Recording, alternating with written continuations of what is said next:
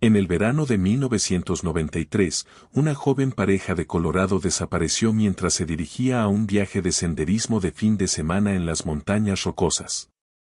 Nunca se registraron en la estación de guardabosques. Su auto de alquiler nunca fue encontrado. Y durante más de 30 años, no hubo pistas hasta que un incendio forestal arrasó la región en 2024, descubriendo un pozo minero sellado hace mucho tiempo, enterrado en lo profundo del bosque. Lo que se encontró dentro reescribiría todo lo que la investigación creía saber y sugeriría que la pareja podría no haber llegado nunca al inicio del sendero. Antes de comenzar, no olvides suscribirte si te encantan los misterios de casos sin resolver, recuperaciones impactantes y thrillers psicológicos de crímenes reales que se desentrañan capa por capa. 18 de agosto de 2024. Ubicación: Condado de Grant, Colorado. El incendio había ardido durante 6 días consecutivos. El humo aún colgaba denso en el aire montañoso mientras Cal Newell conducía su vehículo utilitario por el camino de acceso carbonizado. El bosque a su alrededor se había reducido a troncos ennegrecidos. Él formaba parte de la División de Reclamación de Colorado, uno de los últimos equipos permitidos en la zona del incendio. Su trabajo era verificar terrenos inestables, brotes o peligros que pudieran amenazar la línea de fuego. Pero lo que Cal notó no fue ceniza ni humo. Fue algo extraño más allá de una cresta colapsada donde el suelo se había abierto parcialmente por el calor. Una depresión en la tierra, demasiado simétrica para ser natural. Una costura de acero oxidado cerca de la superficie. Algo enterrado. Se bajó del vehículo y caminó con cuidado sobre rocas quemadas y suelo quebradizo. Cuanto más se acercaba, más se parecía a una entrada antigua sellada con una placa de acero corrugado, parcialmente derretida en los bordes. Una trampilla de acceso.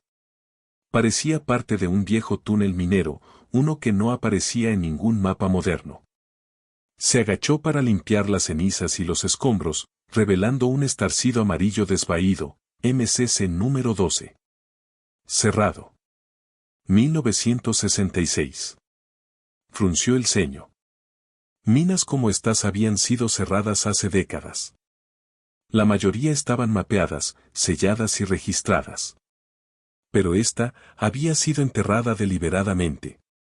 Y oye, gritó Cal por su radio a los hombres a 200 yardas de distancia.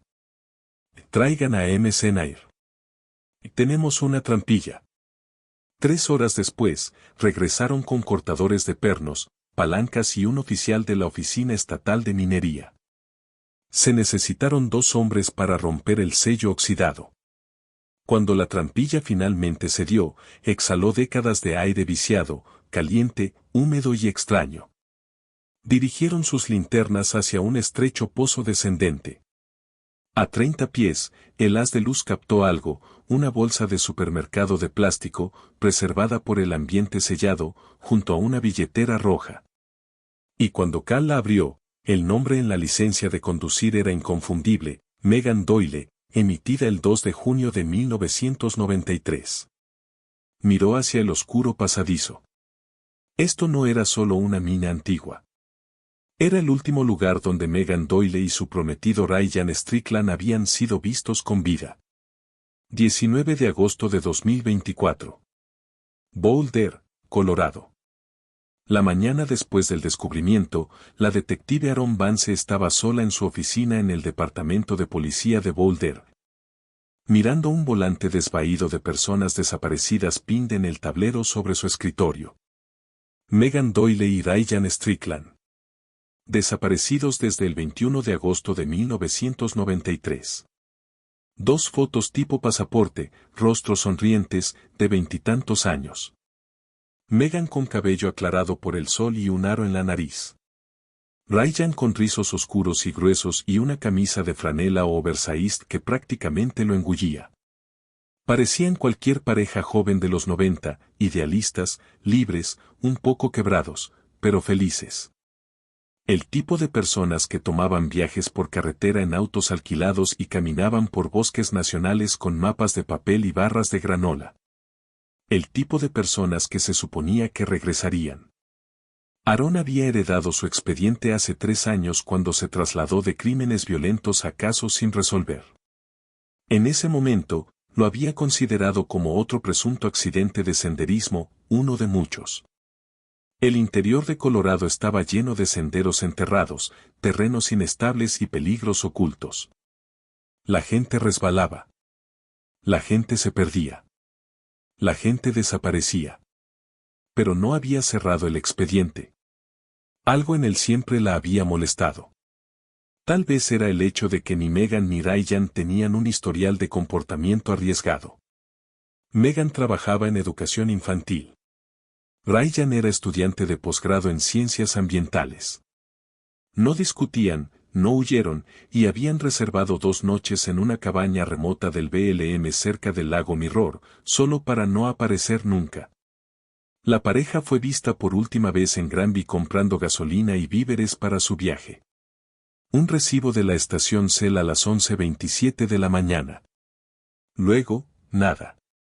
Sin relatos de testigos, sin cuerpos, sin vehículo. Y ahora, 31 años después, una trampilla derretida en una zona quemada le había dado la primera pista física en décadas. Su teléfono de escritorio sonó. Lo contestó al primer timbre. Detective Vance, soy Cal Newell de la División de Reclamación. Me pediste que llamara si encontrábamos algo más dentro del pozo. Aarón tomó un bolígrafo. Adelante. Despejamos otros 30 pies de escombros y vigas de soporte rotas. Encontramos objetos personales a mitad de camino. Una mochila de lona azul. Contenido, una linterna oxidada, una brújula y una chaqueta de franela. También una cámara de 35 milímetros, muy corroída, pero intacta.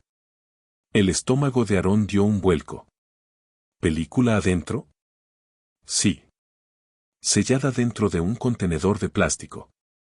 Querrás desarrollarla lo antes posible. Estaré en camino en 30 minutos. Envíame el GPS a mi teléfono. Colgó, se levantó, tomó el expediente de su cajón, el que más la había perseguido. Lo guardó bajo su brazo, cerró la puerta de su oficina con llave y se dirigió al ascensor. Algo siempre había sentido extraño sobre la desaparición de Doyle Strickland. Y ahora no era solo una corazonada. Era físico, tangible y estaba enterrado en una mina que nadie recordaba. El viaje hasta la zona quemada fue brutal. El humo aún persistía a lo largo de la autopista 40 y el aire sabía a carbón y hollín. La ceniza caía sobre los hombros de la carretera como nieve. El incendio estuvo a punto de destruir toda la cresta y el paisaje ahora parecía esquelético. Árboles carbonizados como palillos de fósforos quemados, suelo ennegrecido, huellas de animales quemadas congeladas a mitad de carrera. El camino de acceso al corredor de la mina 12 estaba bloqueado por cinta amarilla de precaución y una SUV de patrulla estatal. Aarón mostró su placa y la dejaron pasar. El terreno debía recorrerse a pie el último cuarto de milla, irregular, desigual y aún caliente en algunos lugares. Una mascarilla N95 emitida por el Estado cubría su rostro. Llegó al claro al mediodía. Se había erigido un toldo temporal sobre la entrada. Luces de inundación apuntaban hacia el pozo, y varios miembros del equipo estaban cerca de una mesa plegable cubierta de bolsas de evidencia selladas. Cal la saludó con un asentimiento. Llegaste rápido. No dormí, dijo ella secamente, evaluando la escena. Esto es todo por ahora, dijo él. La mochila está ahí. ¿Y la cámara? Es vieja, pero estaba sellada en plástico. Podrías recuperar imágenes. Aarón se puso guantes y levantó la bolsa de la cámara. Estaba cubierta de mugre, pero el logo de Canon aún era apenas visible. Desenroscó lentamente la base del contenedor. Dentro, una tira de película de 35 milímetros enrollada, ligeramente deformada. Un milagro que hubiera sobrevivido. Miró a Cal, me llevo esto a Boulder. Lo procesaremos en nuestro laboratorio. Él dudó. Hay algo más, dijo, señalando hacia el pozo. Enviamos una GoPro al corredor inferior con un poste remoto. Solo un escaneo, nada sofisticado. Querrás ver las imágenes. La llevó a un monitor instalado en la parte trasera de una camioneta cercana. La pantalla mostraba imágenes entrecortadas y granuladas descendiendo hacia la oscuridad. Vigas de madera, paredes húmedas. La cámara avanzó más profundo. En la marca de los 4 minutos, Aaron se inclinó hacia adelante. La luz había captado algo metálico, retorcido y oxidado. Ruedas, una parrilla frontal. El armazón quemado y destrozado de un vehículo encajado en ángulo dentro del pozo minero. Una puerta arrancada. Una tira de tela aún aferrada al asiento del pasajero. La voz de Cal era baja. Es una coincidencia con el auto de alquiler de la pareja. Un Ford Tempo blanco de 1993.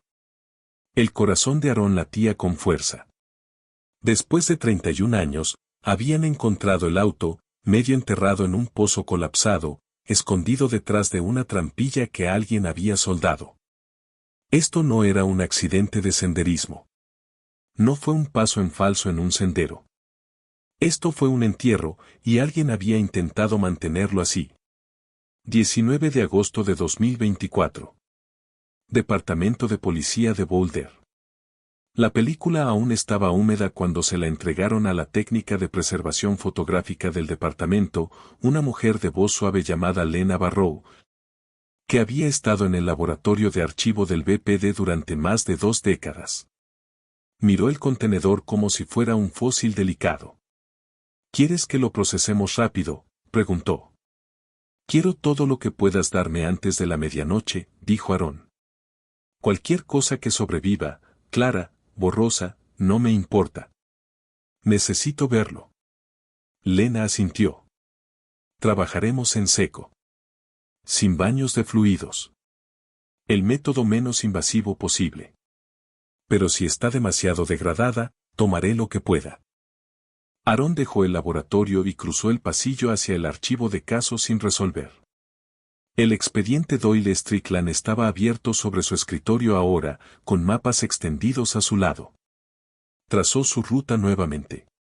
21 de agosto de 1993, 11:27 de la mañana, estación de gasolina de Granby confirmada. Registro en la cabaña cerca del lago Mirror para las 2 de la tarde, nunca llegaron. Sin avistamientos a lo largo de la autopista 34. Y ahora su auto había sido encontrado, encajado dentro de una mina cerrada en 1966. Aaron ya había verificado. MCC número 12 no estaba cerca de su ruta. Estaba a millas de distancia en la dirección opuesta. El desvío no tenía sentido a menos que alguien más hubiera tomado el volante. Tomó los registros de guardabosques de 1993. No había registros de excursionistas avistados en el área ese fin de semana que coincidieran con la descripción de Megan o Ryan. Sin llamadas de auxilio, sin tráfico de radio, solo silencio. Algo en este caso parecía fabricado, como si alguien hubiera intentado borrar el fin de semana por completo. Un golpe rompió la quietud. Lena estaba en la puerta, con los ojos muy abiertos. «Querrás ver esto ahora», dijo. Aaron la siguió por el pasillo hasta la sala de fotos con luz roja donde se estaban revelando las impresiones. Lena señaló hacia el estante de secado donde se habían estabilizado 6 fotos, cada una tira de 4x6 de color desvaído con bordes degradados. Pero las imágenes eran lo suficientemente claras. La primera mostraba a Megan y Ryan frente al auto de alquiler blanco, sonriendo, vivos, con un sendero forestal detrás de ellos. La segunda era una selfie, Megan en primer plano, Ryan borroso detrás de ella, su expresión despreocupada, sus ojos entrecerrados bajo la luz del sol. La tercera era más oscura, una instantánea de un letrero de sendero. Pero el letrero era viejo, oxidado, y marcado con pintura en aerosol, peligro. Pozo sin marcar. Entrada ilegal. La cuarta hizo que Aaron dejara de respirar. Era Ryan sentado en una roca junto al auto, pero no estaba sonriendo. Miraba fuera de cámara, con el ceño fruncido. Había alguien de pie justo fuera del encuadre. Una sombra distorsionada por el flash de la cámara. Brazos largos, un contorno borroso, tal vez sosteniendo algo. La quinta fue tomada en casi total oscuridad. El rostro de Megan estaba medio iluminado, su expresión aterrorizada, su boca abierta como si estuviera hablando. Una mano, no la suya, estaba presionada contra la ventana detrás de ella. La sexta y última imagen era completamente negra hasta que Lena ajustó la exposición en su monitor. Un patrón débil emergió, apenas visible si entrecerrabas los ojos. Era una rejilla metálica, acero atornillado, como una puerta o una barrera. Aaron exhaló lentamente. Esto no es un accidente de senderismo, dijo en voz baja. No, estuvo de acuerdo Lena. Esto es alguien que nunca tuvo la intención de dejarlo salir. Más tarde esa noche, Aaron estaba en la sala de conferencias con toda la unidad de casos sin resolver. Las 6 fotos estaban proyectadas en la pizarra, y todos estaban en silencio. 3 décadas, dijo ella. Eso es lo que ha estado inactivo este caso. Ahora tenemos el vehículo, la ubicación y evidencia fotográfica que sugiere fuertemente coerción o secuestro. Hizo clic en la diapositiva para mostrar la cuarta foto, la figura sombría detrás de Ryan. Hemos aplicado filtros de mejora. Esto no es un guardabosques. La contextura, la postura, está mal. Y no había personal conocido activo en esa área en el 93. Alguien los atrajo fuera de su curso. Solo que no sabemos cómo. El teniente Morgan cruzó los brazos. Reabriremos el expediente oficialmente, lo trataremos como homicidio hasta que se demuestre lo contrario. Aaron asintió. Quiero trabajar en el caso a tiempo completo. Entrevistas, búsqueda en el terreno, análisis forense completo del pozo minero. Tendrás lo que necesitas, dijo Morgan. Asignaremos un equipo de campo para asegurar el sitio por la mañana. Pero si esto se convierte en algo más que un caso sin resolver antiguo, si hay una tercera parte involucrada, la encontraremos, dijo Aaron. Aunque hayan pasado 30 años. Esa noche, de vuelta en su apartamento, Aaron estaba sentada en la cama con su computadora portátil abierta, los escaneos digitales de las fotografías ampliadas a tamaño completo. Estudió el rostro de Megan en esa penúltima toma. El terror en sus ojos, la mano en el cristal, no solo un fantasma del pasado, un testigo, una víctima, y posiblemente la última huella viva de lo que realmente pasó dentro del corredor minero 12. Agosto de 2024. Granby, Colorado. La gasolinera no había cambiado mucho en 30 años. Aaron estaba junto a la bomba número 2 de la antigua estación Shell en la autopista 34, hojeando una carpeta de fotocopias en blanco y negro. Tenía el recibo de 1993 de la parada de Megan y Ryan, 14 pesos con 22 centavos por gasolina sin plomo. Con marca de tiempo a las 11:27 de la mañana del 21 de agosto, pagado en efectivo. Miró a su alrededor. Los mangos polvorientos de las bombas, el pavimento deformado, la tienda aún abarrotada de barras de chocolate y equipo de pesca.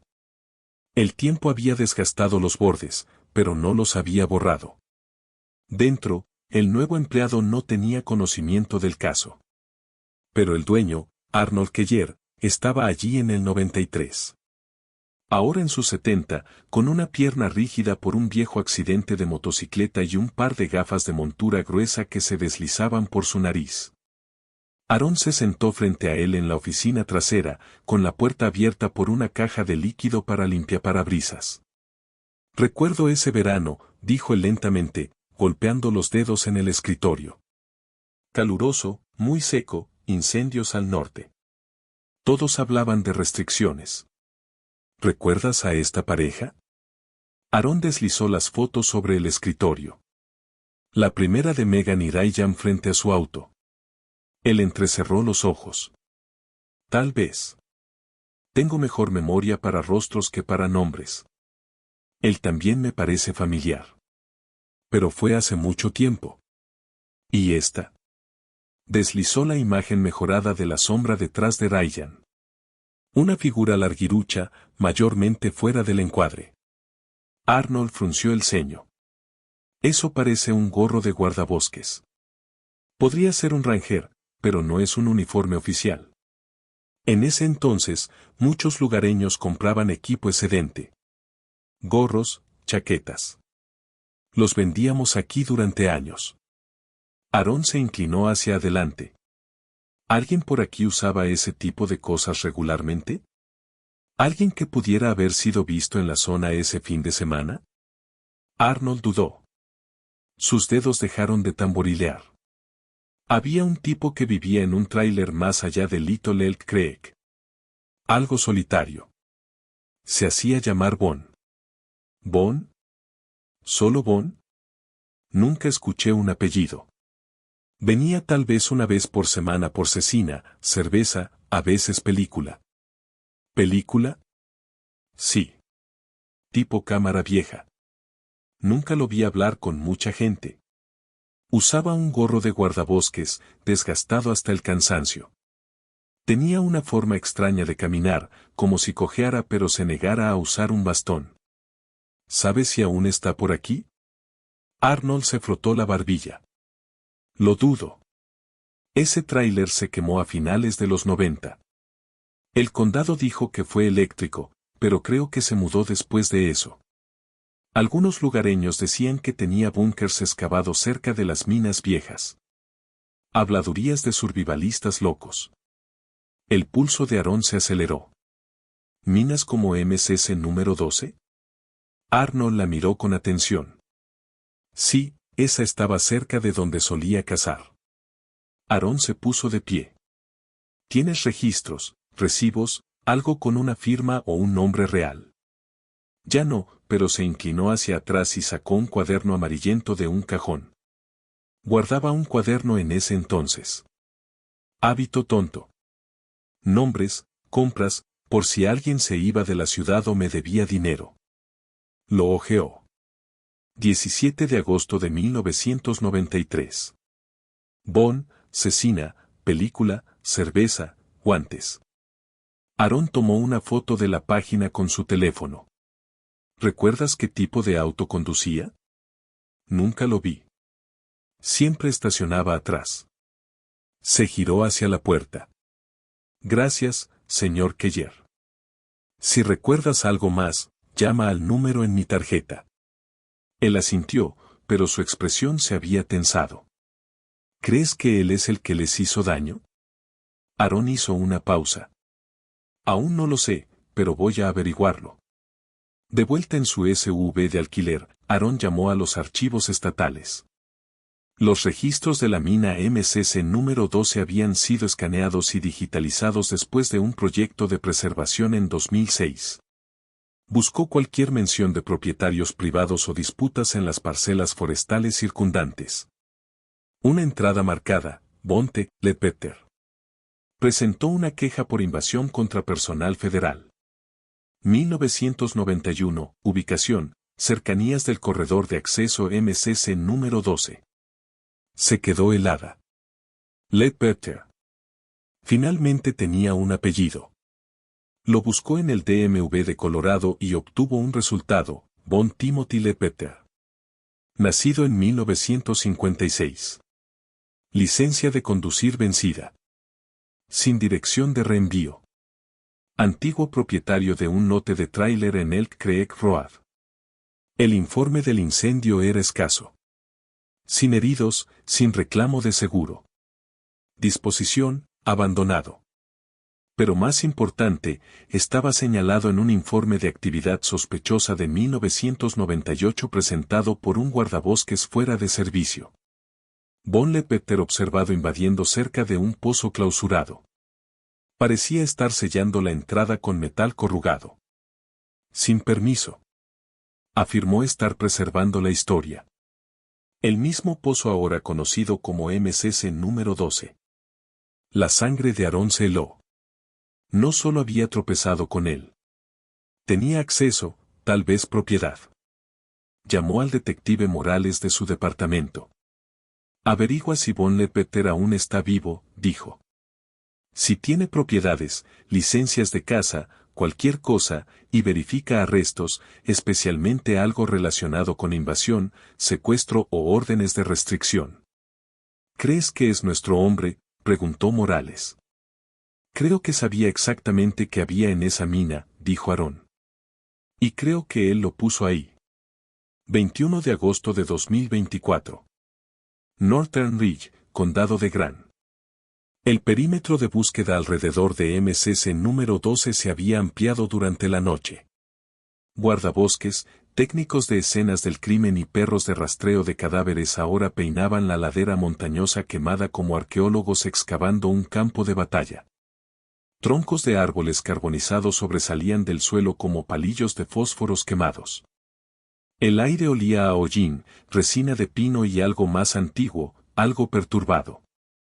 La detective Aaron Vance llegó en un vehículo utilitario estatal, las llantas crujiendo sobre la grava ennegrecida. Estacionó justo más allá del punto de acceso sellado de la mina, donde los equipos habían instalado carpas naranjas y luces portátiles para estabilizar el sitio. La recibió la oficial Maddie Cook, una investigadora entrenada en áreas silvestres de la Unidad de Respuesta Forense del Estado. Joven, aguda, con una larga cicatriz en el lado del cuello que nunca explicó. Expandimos el barrido 20 yardas en cada dirección, informó Maddie. Sin evidencia fresca, pero encontramos una línea de árboles marcada justo al noreste del pozo. ¿Marcada cómo? Corteza con muescas. Patrón repetitivo deliberado cada 30 pies. Cortes triangulares con una barra central. Aaron frunció el ceño. Señales de sendero, de las antiguas, no usadas por guardabosques, más como un código privado. Maddie la llevó a través de la ladera quemada hacia el cuadrante noreste. Los árboles aquí estaban parcialmente salvados, chamuscados pero no destruidos. A unas 10 yardas, encontraron la primera marca, una muesca triangular con un corte vertical que la bisectaba. A pocos pies debajo, un clavo oxidado sobresalía de la corteza. La misma marca se repetía en 5 árboles. El sexto, más adentro del bosque, tenía un símbolo diferente, un hacha tallada en el tronco. Y justo debajo, apenas visible bajo la maleza quemada, un montón de piedras planas dispuestas en un rectángulo deliberado. Aaron se agachó. Esto no era natural. Apartó la capa superior. Debajo de las piedras había una sábana de madera contrachapada, medio quemada, deformada por el calor. Ayúdame a moverla. Maddie asintió, y juntas levantaron la tabla.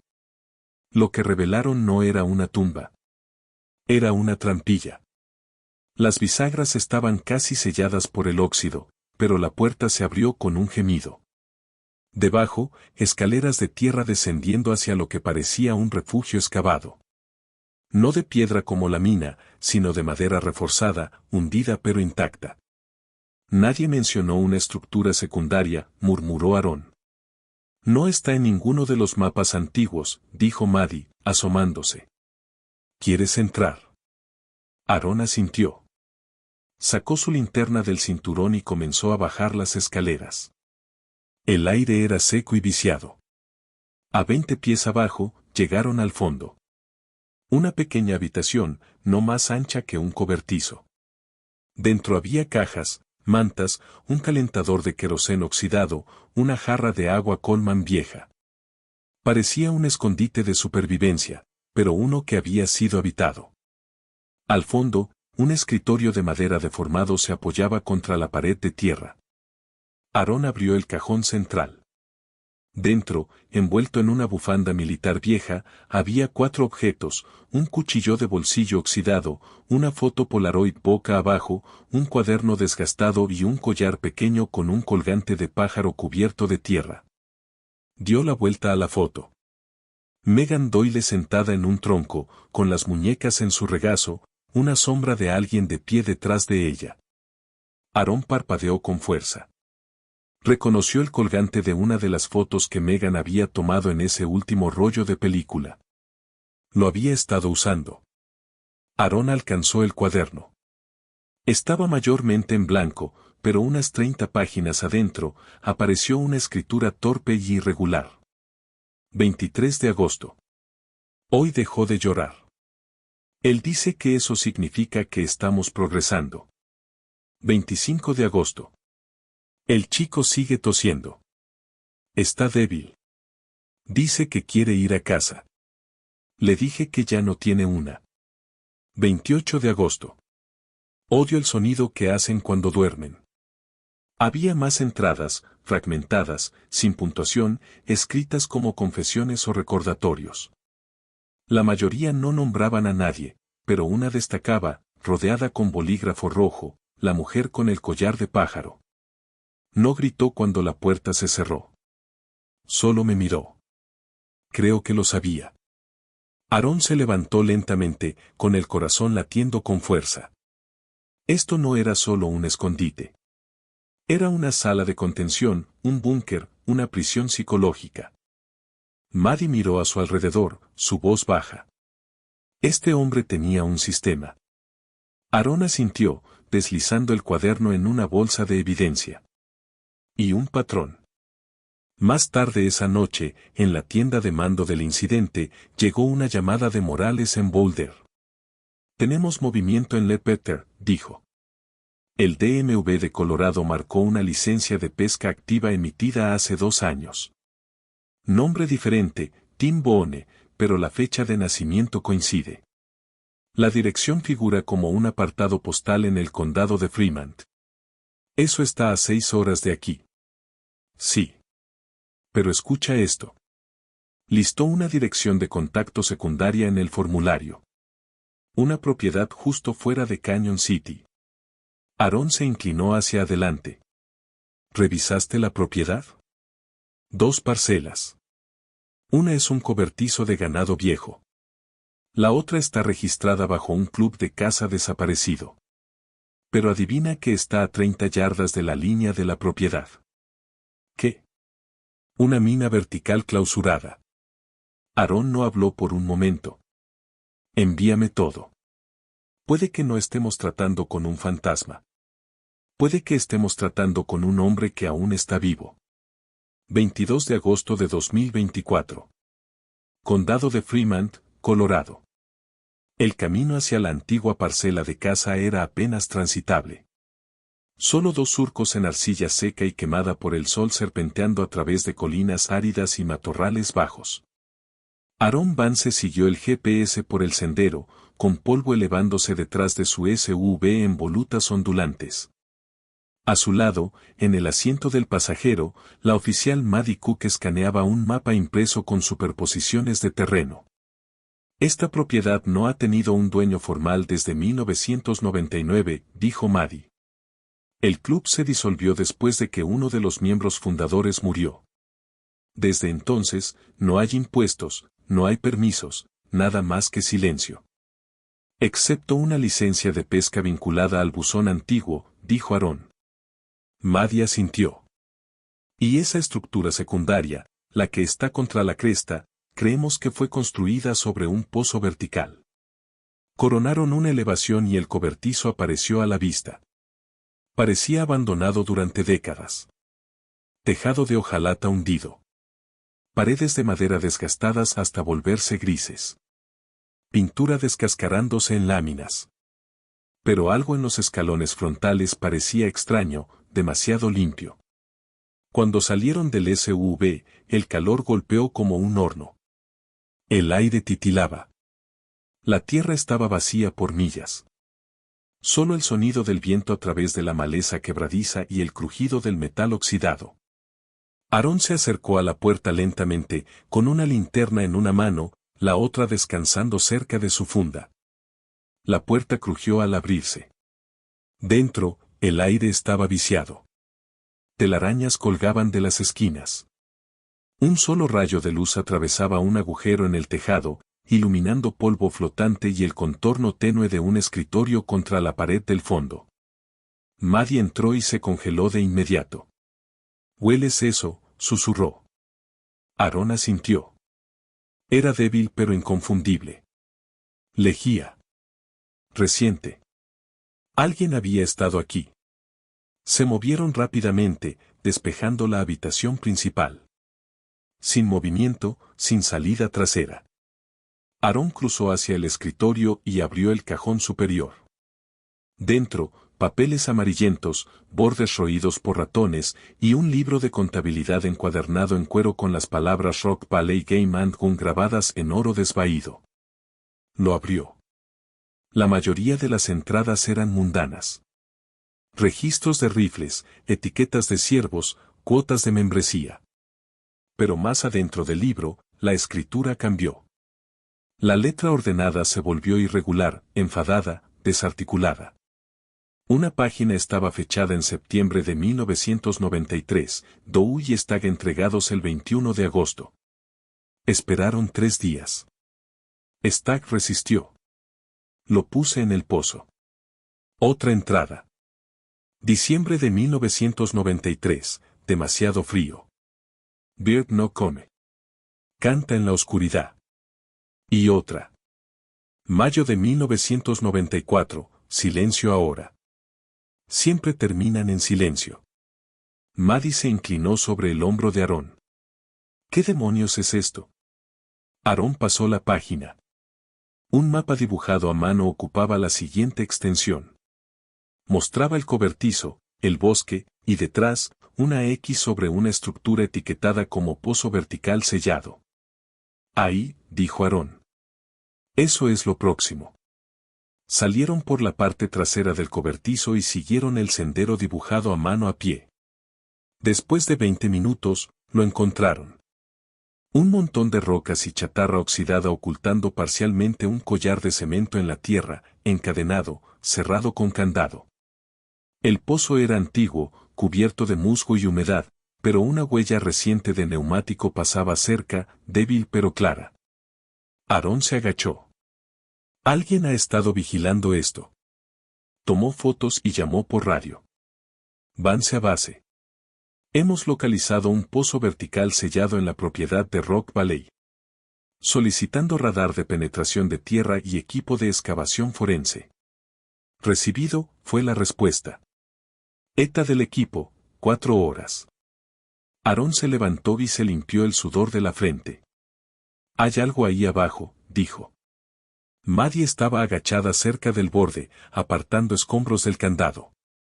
Sacó algo del césped, un diente, pequeño, humano, amarillento por el tiempo, con la raíz aún adherida. Lo levantó, con voz seca. Creo que es hora de que dejemos de llamar a esto un caso de personas desaparecidas. Más tarde esa noche, Aarón estaba sentada en la tienda de campaña improvisada mientras el equipo de excavación forense instalaba un trípode sobre el pozo. El radar ya había confirmado lo peor, objetos dentro, a múltiples profundidades, una posible firma de vehículo, un grupo de densidad ósea. Aarón miró el libro de contabilidad abierto en su regazo, con las esquinas manchadas de sangre ahora selladas en una funda de plástico. Cada entrada codificada era una pista, Dow, Stagg, Bird. Probablemente seudónimos o referencias internas. Una forma de deshumanizar.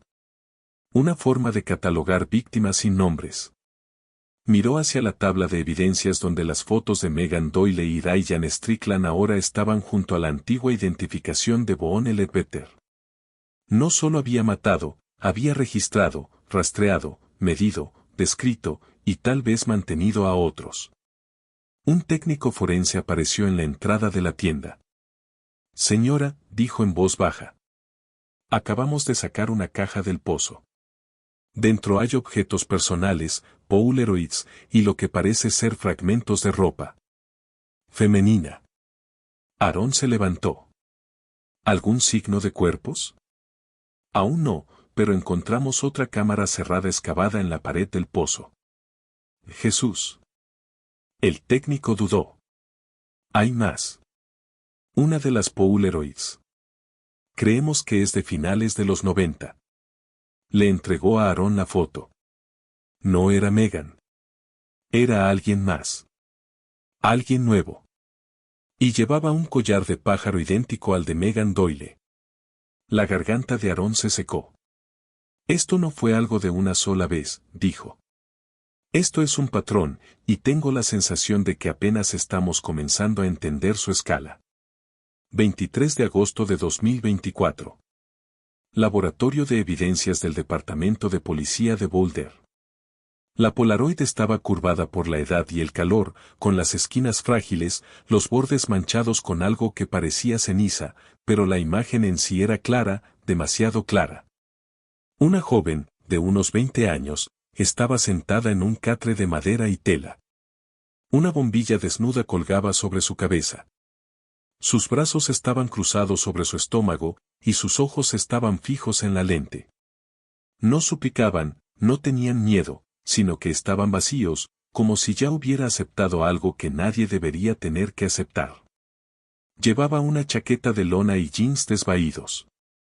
Alrededor de su cuello colgaba un cordón de cuero delgado con un colgante en forma de pájaro.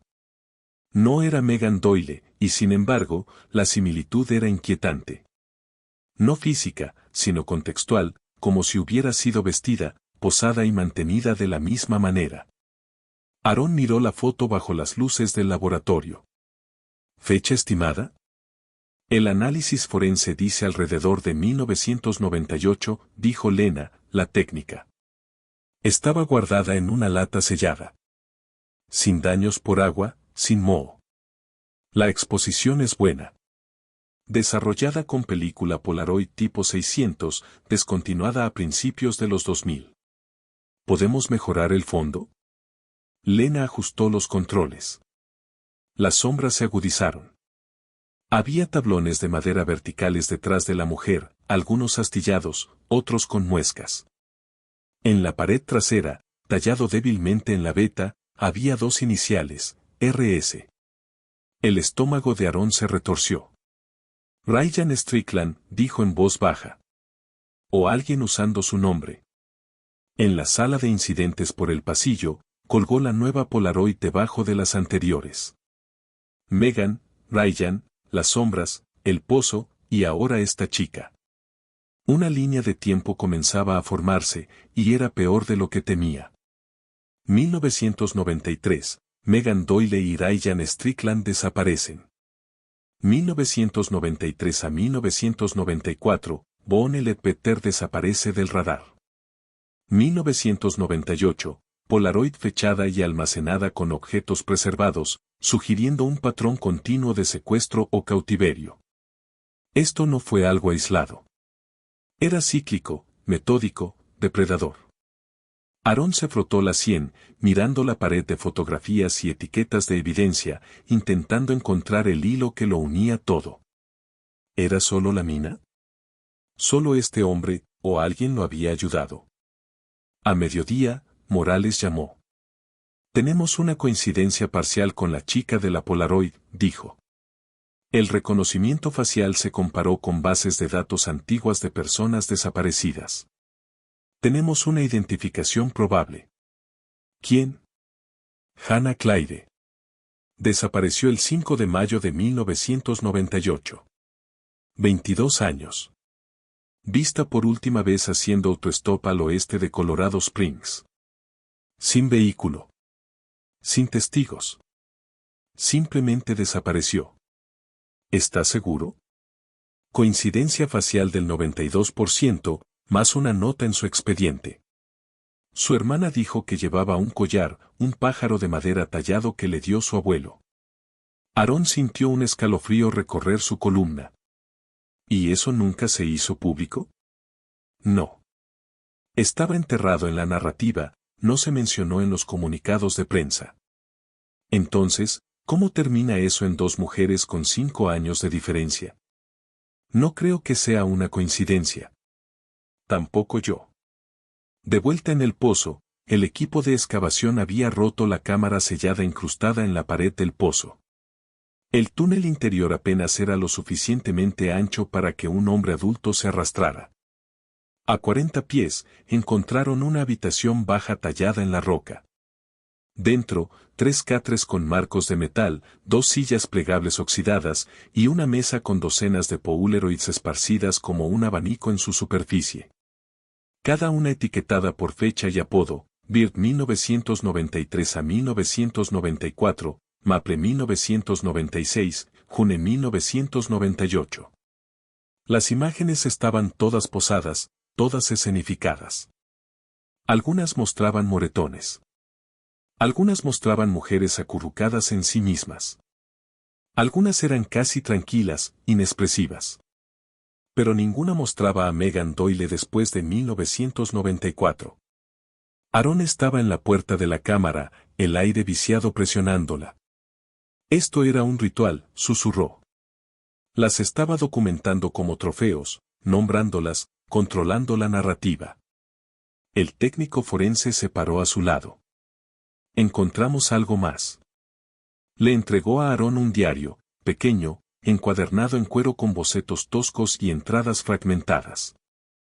Dentro, Aaron encontró una línea inquietante: intenté quedarme con Bird. Realmente lo intenté, pero era demasiado astuta, demasiado silenciosa. Nunca encontré dónde escondió la cinta. Cinta. El aliento de Aaron se detuvo. Hay una grabación, dijo. Megan dejó algo atrás. De vuelta en Boulder, escanearon el diario en busca de más pistas.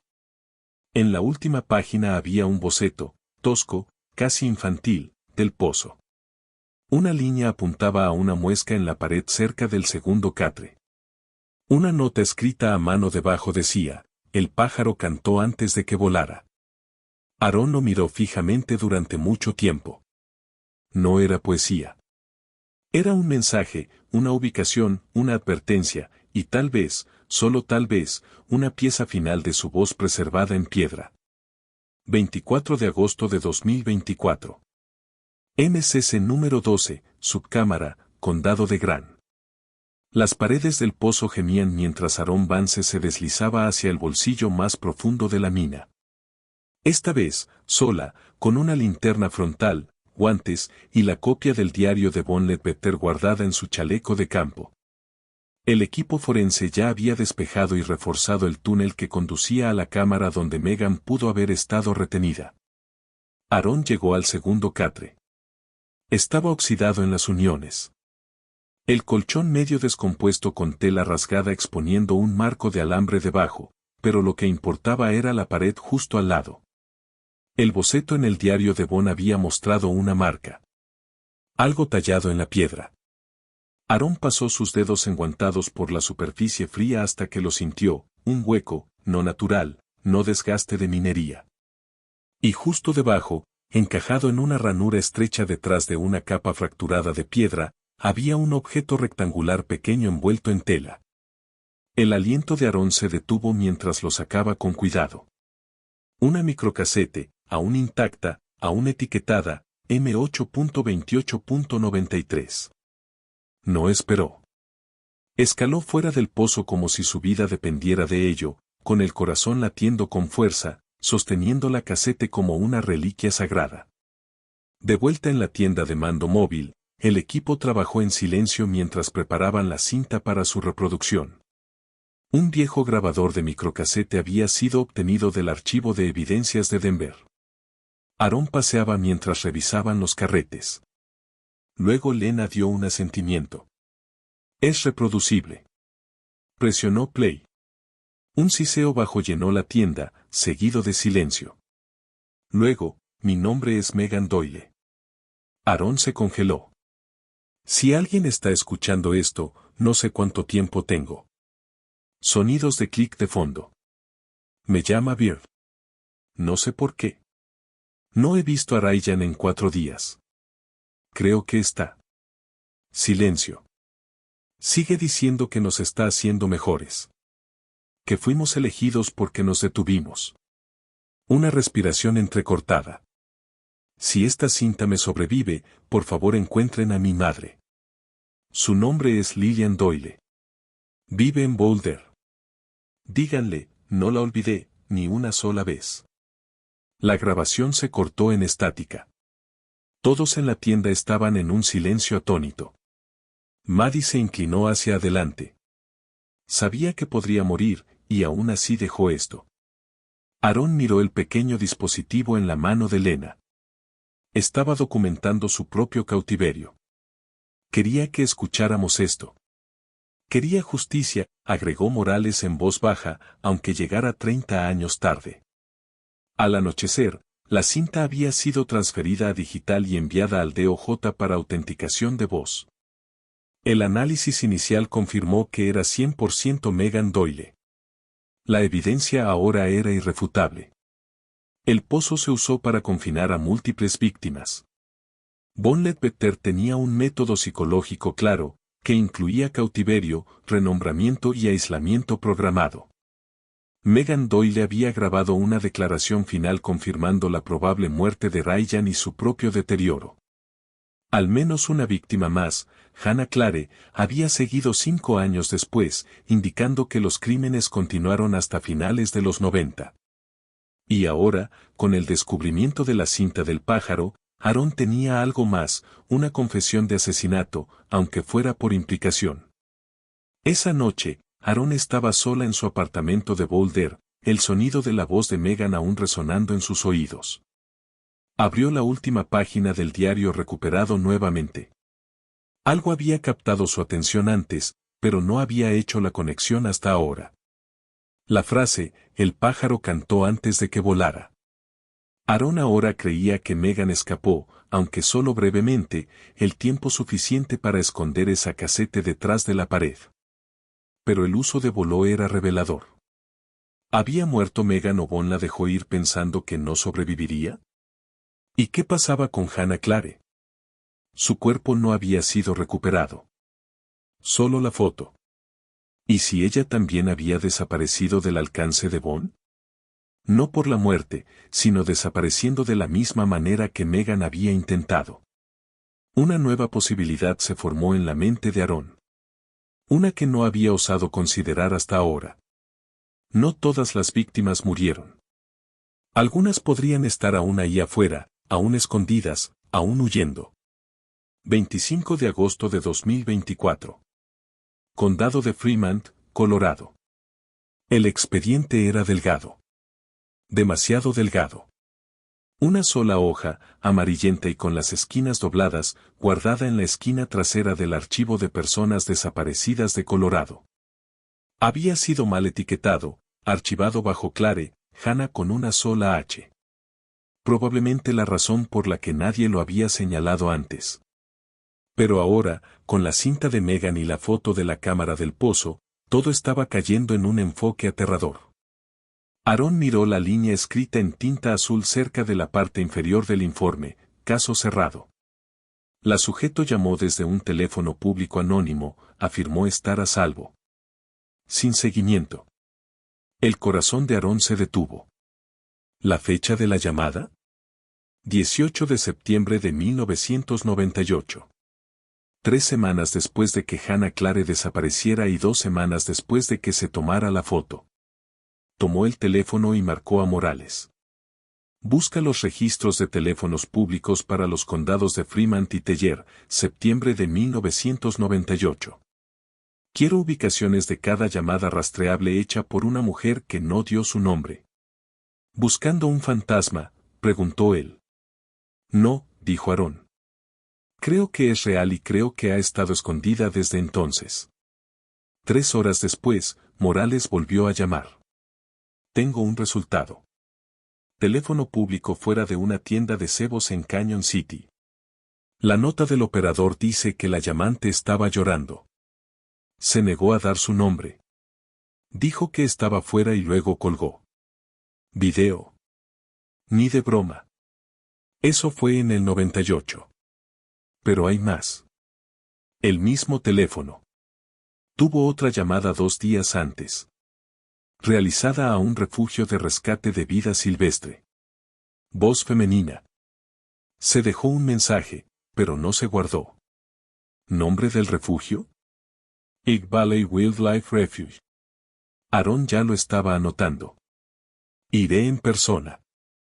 Al menos una víctima más, Hannah Clare, había seguido 5 años después, indicando que los crímenes continuaron hasta finales de los 90. Y ahora, con el descubrimiento de la cinta del pájaro, Aarón tenía algo más, una confesión de asesinato, aunque fuera por implicación. Esa noche, Aarón estaba sola en su apartamento de Boulder, el sonido de la voz de Megan aún resonando en sus oídos. Abrió la última página del diario recuperado nuevamente. Algo había captado su atención antes, pero no había hecho la conexión hasta ahora. La frase, el pájaro cantó antes de que volara. Aarón ahora creía que Megan escapó, aunque solo brevemente, el tiempo suficiente para esconder esa casete detrás de la pared. Pero el uso de voló era revelador. ¿Había muerto Megan o Bon la dejó ir pensando que no sobreviviría? ¿Y qué pasaba con Hannah Clare? Su cuerpo no había sido recuperado. Solo la foto. ¿Y si ella también había desaparecido del alcance de Bon? No por la muerte, sino desapareciendo de la misma manera que Megan había intentado. Una nueva posibilidad se formó en la mente de Aarón. Una que no había osado considerar hasta ahora. No todas las víctimas murieron. Algunas podrían estar aún ahí afuera, aún escondidas, aún huyendo. 25 de agosto de 2024. Condado de Fremont, Colorado. El expediente era delgado. Demasiado delgado. Una sola hoja, amarillenta y con las esquinas dobladas, guardada en la esquina trasera del archivo de personas desaparecidas de Colorado. Había sido mal etiquetado, archivado bajo Clare, Hannah con una sola H. Probablemente la razón por la que nadie lo había señalado antes. Pero ahora, con la cinta de Megan y la foto de la cámara del pozo, todo estaba cayendo en un enfoque aterrador. Aarón miró la línea escrita en tinta azul cerca de la parte inferior del informe, caso cerrado. La sujeto llamó desde un teléfono público anónimo, afirmó estar a salvo. Sin seguimiento. El corazón de Aarón se detuvo. ¿La fecha de la llamada? 18 de septiembre de 1998. 3 semanas después de que Hannah Clare desapareciera y 2 semanas después de que se tomara la foto. Tomó el teléfono y marcó a Morales.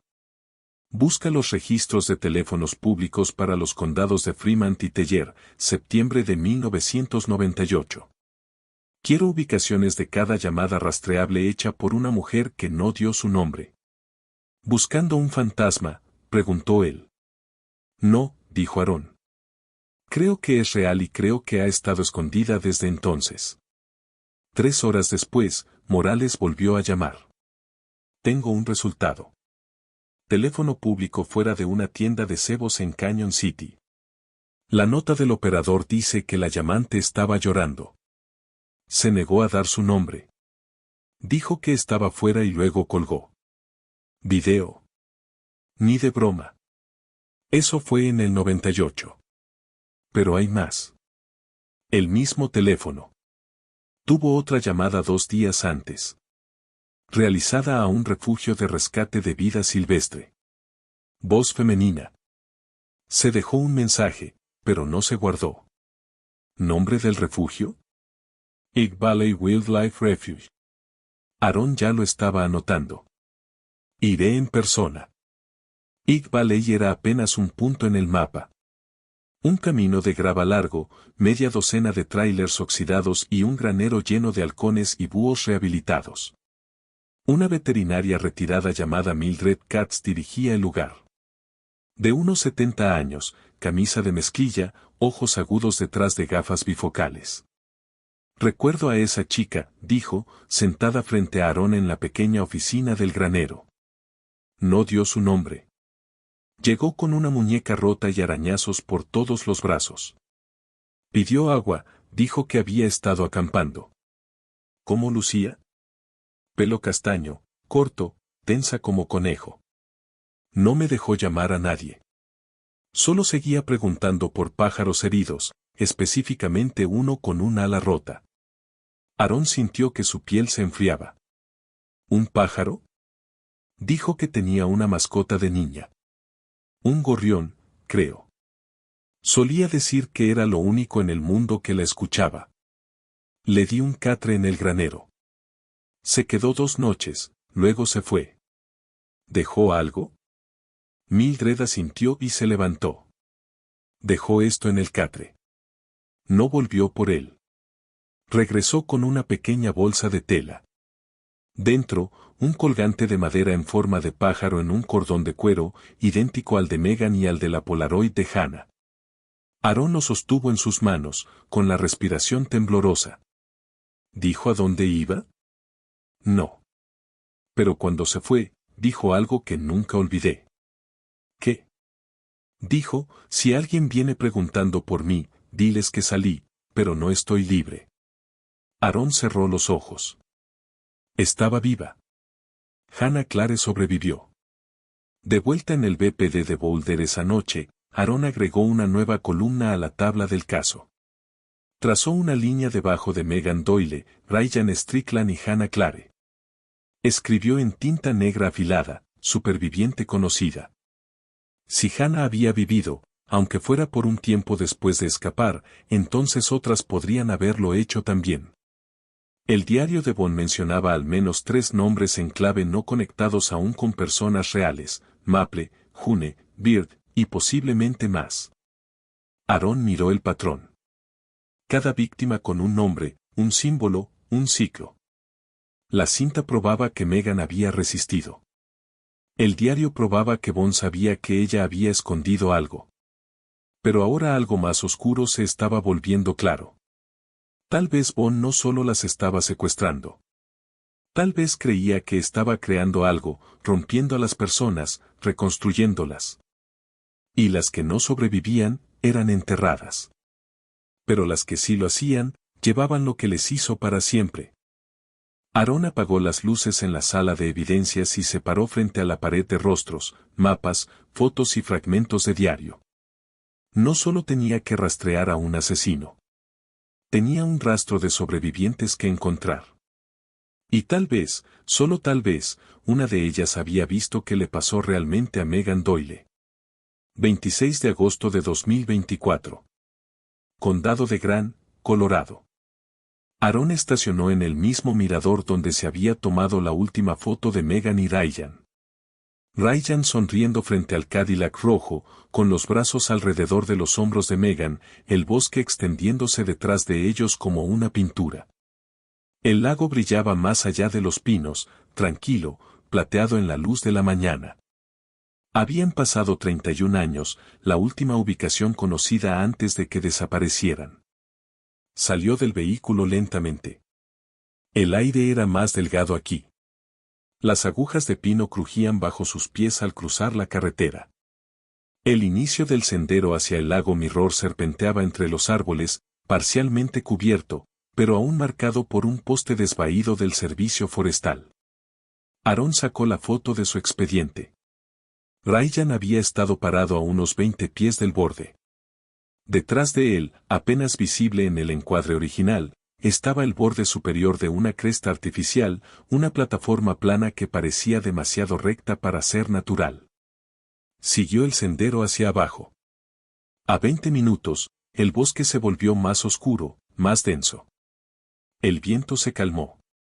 Los pájaros cantaban alto arriba, pero por lo demás, el lugar era inquietantemente silencioso. Entonces lo vio.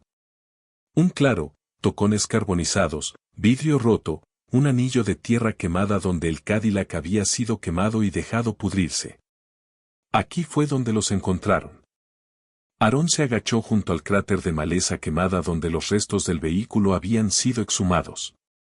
Quedaba una suave hendidura, cubierta de vegetación, pero visible, una depresión larga y poco profunda que probablemente había contenido el auto durante décadas. Debajo, una capa de grava suelta.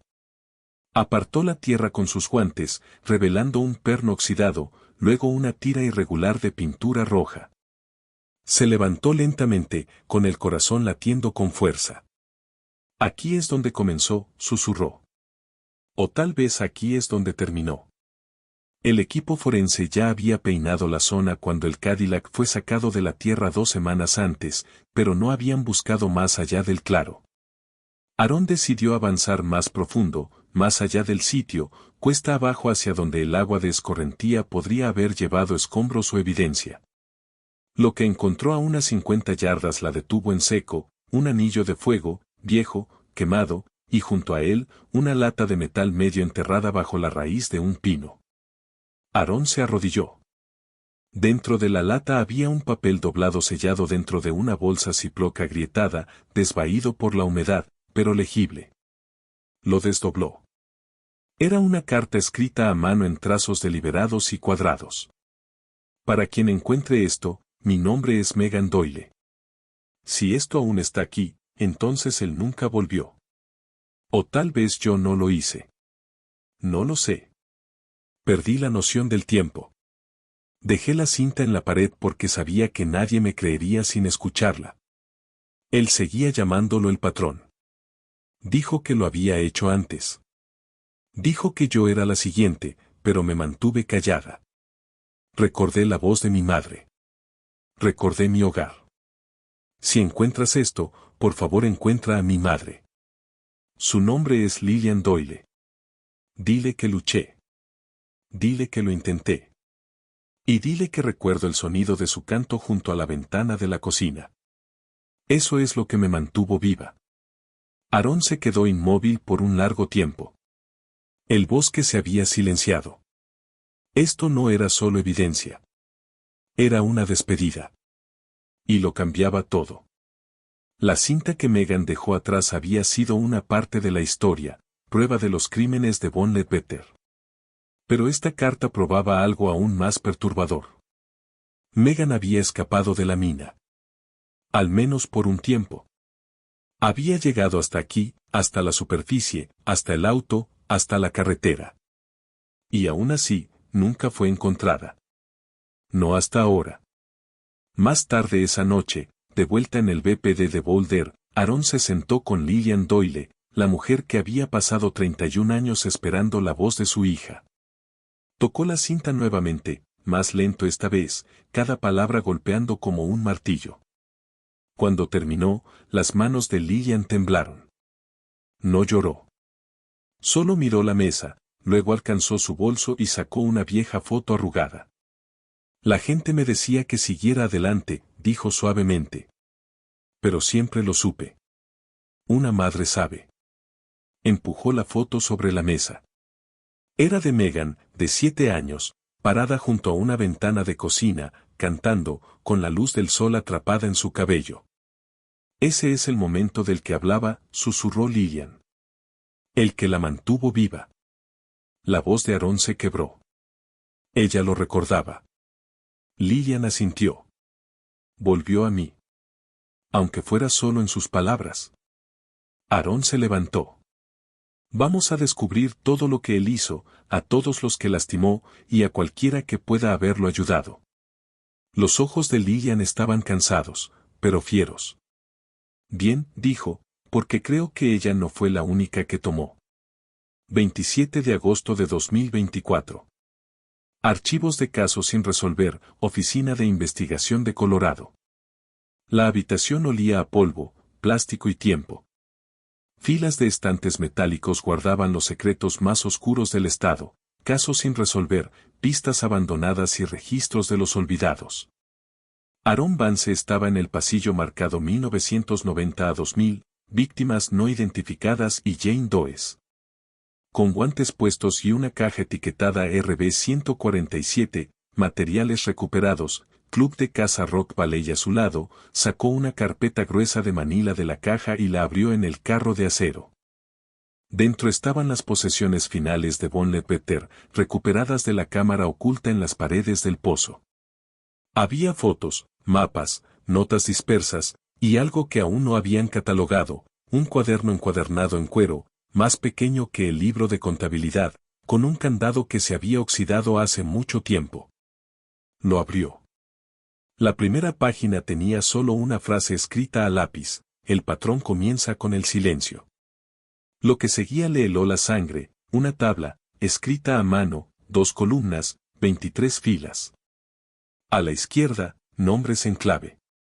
A la derecha, años, Beard, 1993.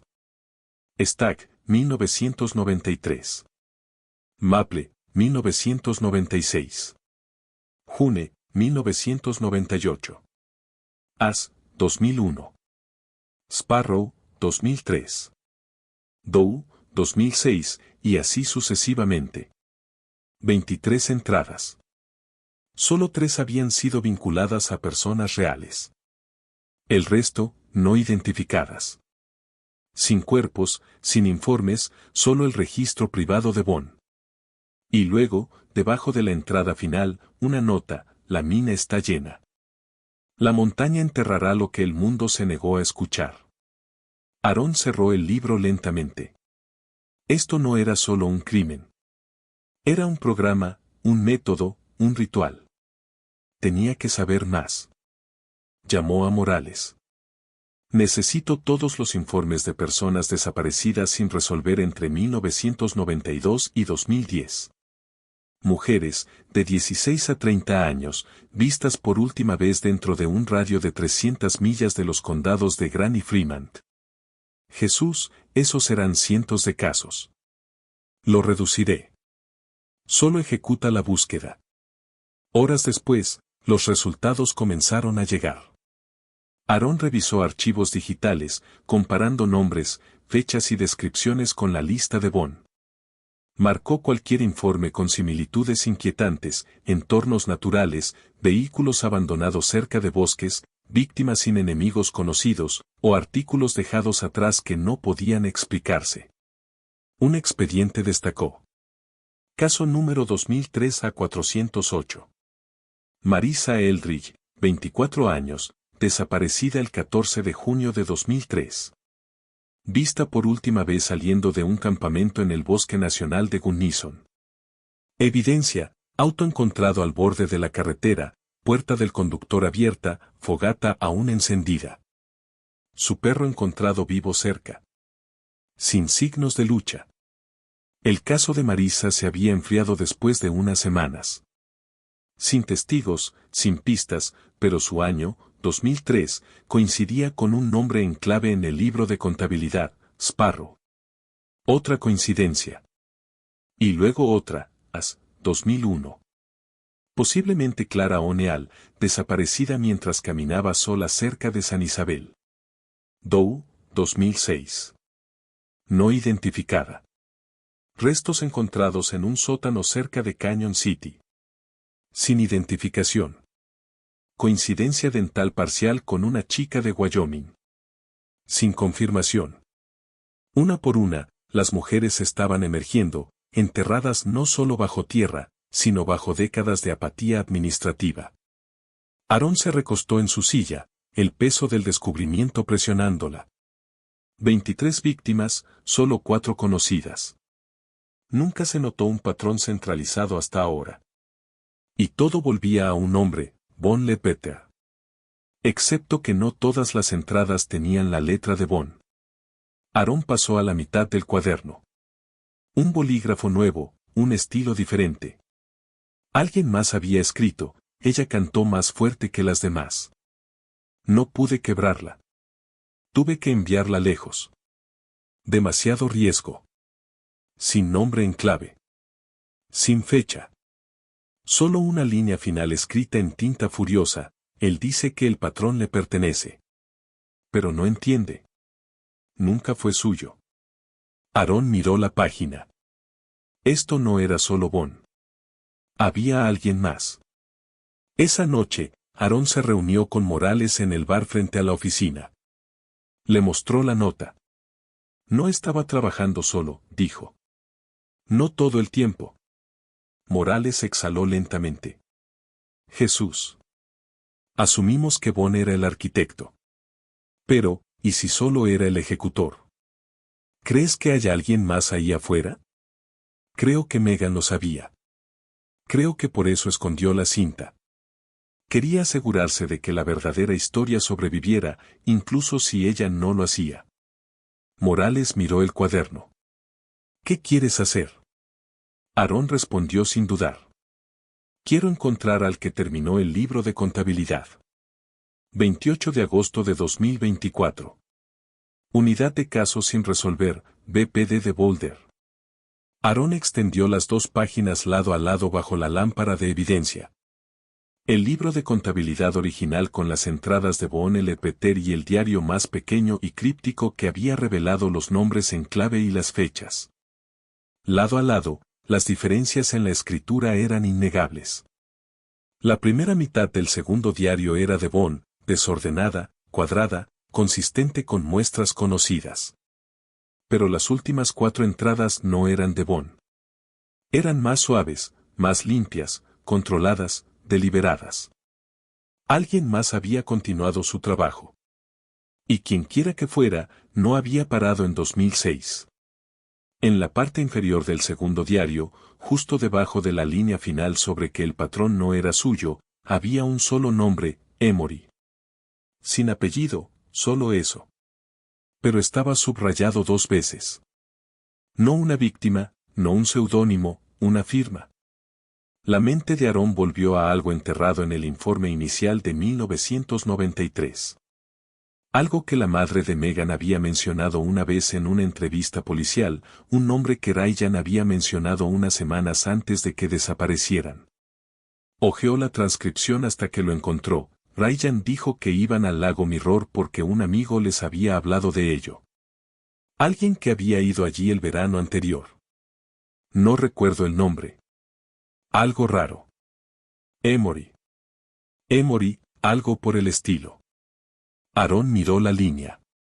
No era al azar. Quienquiera que fuera Emory, había sido parte de esto desde el principio, posiblemente antes de que Von siquiera actuara. Más tarde esa tarde, condujo hasta la pequeña parcela cubierta de vegetación registrada bajo la antigua escritura del Club de Caza y Armas Rock Valley. La mayor parte de la tierra había revertido al control estatal después de que el club se disolvió. Pero una cuña triangular delgada, apenas medio acre, había sido vendida en 1994 a un comprador privado. El nombre en la escritura, Emory Talcott. El pecho de Aaron se tensó. Profundizó más. Talcott no tenía antecedentes penales, ni conexiones familiares con Von. Pero un detalle destacaba. En 1992, un año completo antes de que Megan y Ryan desaparecieran, Emory Talcott fue citado por caza ilegal en el condado de Grant. El caso había sido desestimado, pero lo atraparon con un mapa marcado RV Delta y un escáner de radio usado para escuchar canales de emergencia. RV, Rock Valley. Conocía el terreno. Tenía acceso. Tenía medios. Aaron y Morales frente a la antigua residencia de Talcott, una cabaña en forma de A escondida en los bosques al oeste de Codapassy. La estructura estaba desmoronándose, tragada por enredaderas y árboles, pero aún en pie.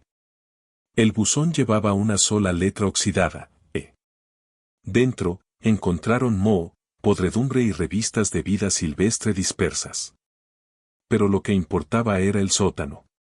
Una habitación apenas visible bajo una trampilla en el suelo de la cocina, sellada con un candado que se había oxidado hace mucho tiempo.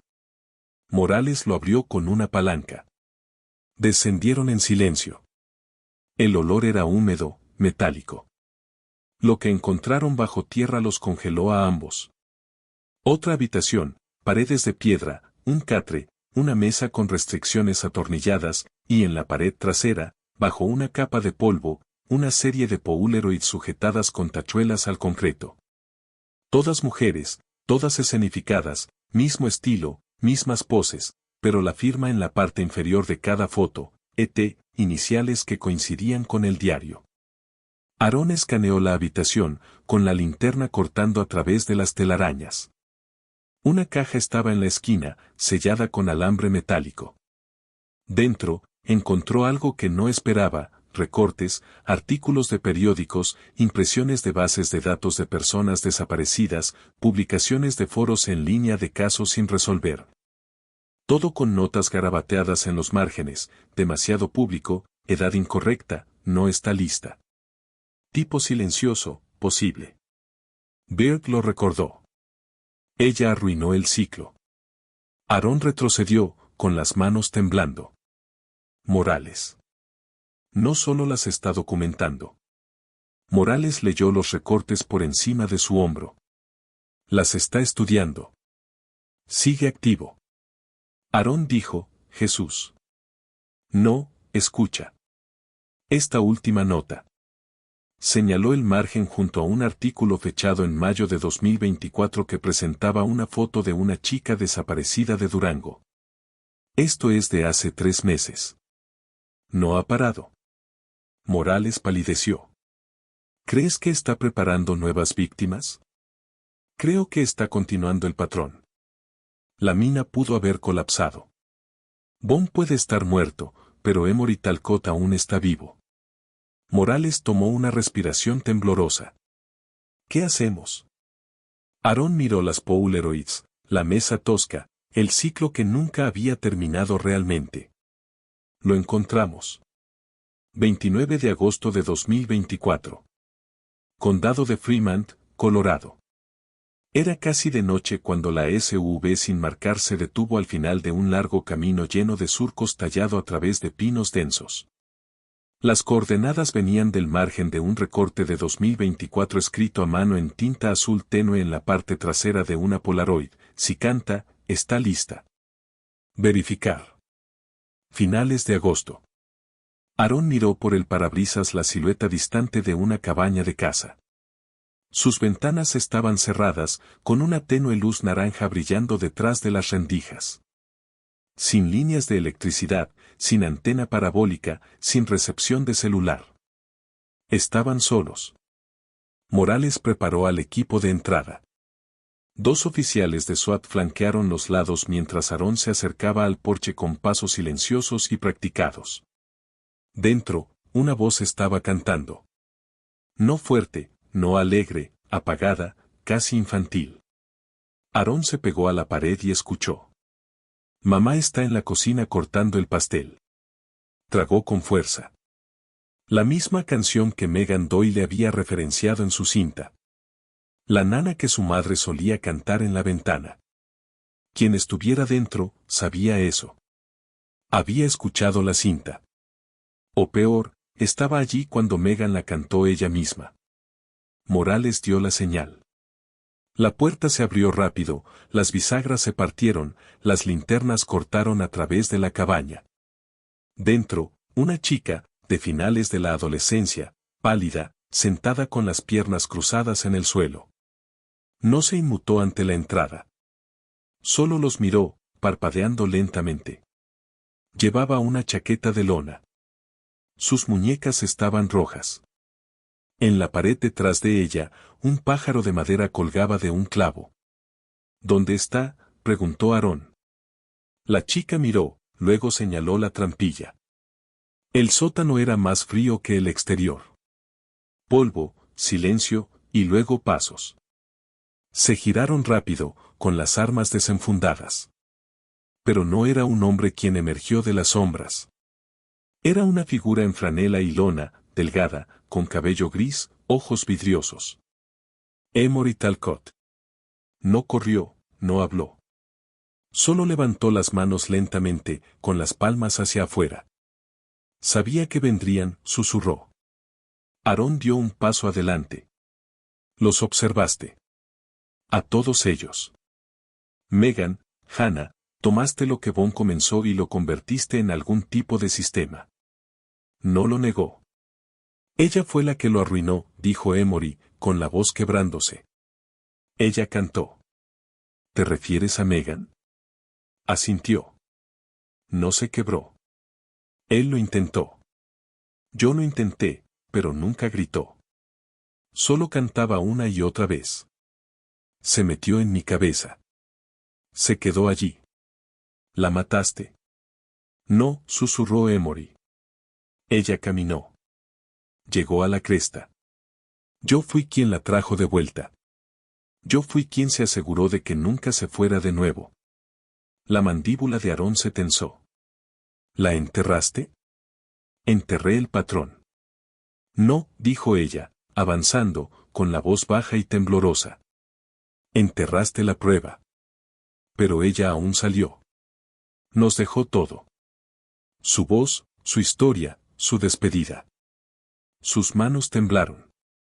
Ninguna luchó como ella. Aarón lo miró a los ojos. Y por eso estamos aquí. El arresto fue rápido. Sin resistencia. Emory se desplomó en el momento en que las esposas se cerraron. La chica arriba, Jenny, de 17 años, había sido reportada desaparecida solo 6 semanas antes desde Nuevo México. Estaba desnutrida, con moretones y sorprendentemente compuesta. Seguía llamándome June, le dijo a los paramédicos. Pero ese no era mi nombre. 30 de agosto de 2024. Cuartel General del BPD de Boulder. Aaron estaba frente a la pared de nombres en clave por última vez. Las Polaroids, el diario, la cinta de Megan, el colgante de Hannah, el regreso seguro de Jenny. Tenían suficiente para acusaciones federales. El ADN recuperado del pozo minero coincidía con 3 Jane Does más. Los nombres seguirían, se encontrarían tumbas, las familias obtendrían cierre. Pero Megan Doyle nunca fue recuperada. Solo su voz, sus palabras, su resistencia, y eso importaba. Significaba que el patrón no había ganado. Significaba que el silencio finalmente se había roto. 4 de septiembre de 2024. Boulder, Colorado. En el pequeño jardín conmemorativo de la comunidad, bajo un árbol de cornejo en flor, Lillian Doyle estaba junto a Aaron sosteniendo una placa de bronce en sus manos. Aaron dio un paso adelante, desenroscó la placa de nombre provisional antigua y fijó la nueva en su lugar. Decía, en memoria de Megan Doyle, 1971 a 1993. Cantó más fuerte que el silencio. Una brisa agitó los árboles. Lillian alcanzó su bolso y sacó una casete vieja y gastada, la original, la que Megan había dejado atrás. La colocó en la tierra bajo la placa y susurró, ella está libre ahora. Aaron estaba a su lado, el sol cálido en sus hombros, el bosque detrás de ellos finalmente en silencio. El patrón estaba roto, y la chica que cantó en la oscuridad nunca sería olvidada.